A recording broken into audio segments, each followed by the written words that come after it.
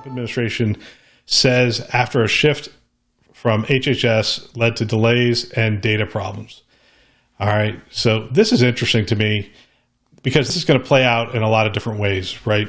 It's very easy to step back and say, this was a mistake of epic proportions. We can use it for political gain. Let's trash them. And we're going to hear a lot of trash talk about this.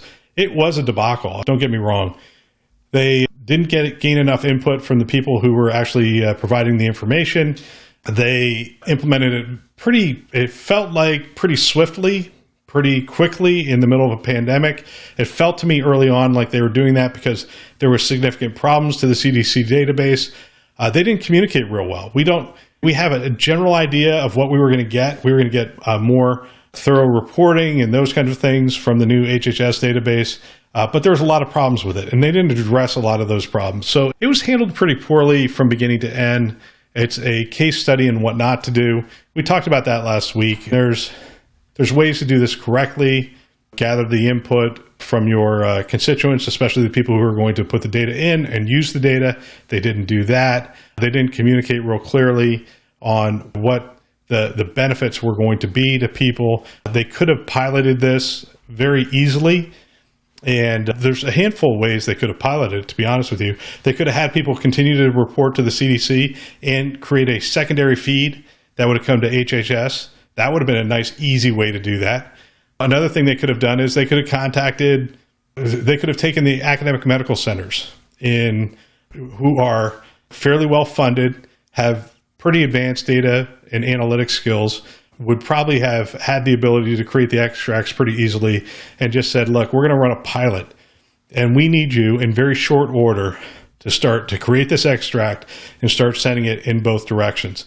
And they could have done that very easily. They could have seen what works, what doesn't. Now, they would have done a secondary pilot as well. That would have given them some information about, does their model work? Does the collection work? Does the tool scale like it should scale? Then they have to figure out how they're going to get it from all these ancillary locations, states, and other things. But there was ways to do pilots. There's ways to step into this.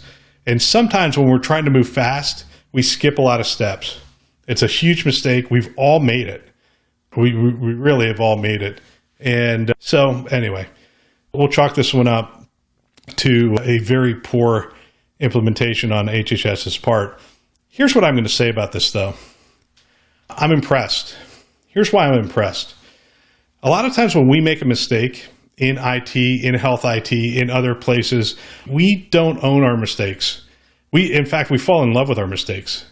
And we ride them as long as we can. And our initial mistake, we try to make better by doing something on the back end. HHS could easily have said, we're going to continue down this path. We're going to figure out how to make this work.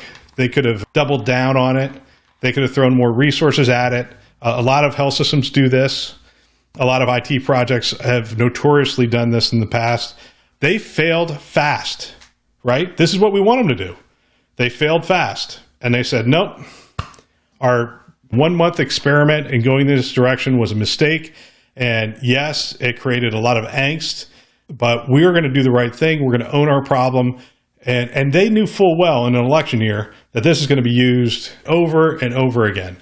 But at least they went down the path of what was right for the country, what was right for the patients. And we can argue a lot of different things here.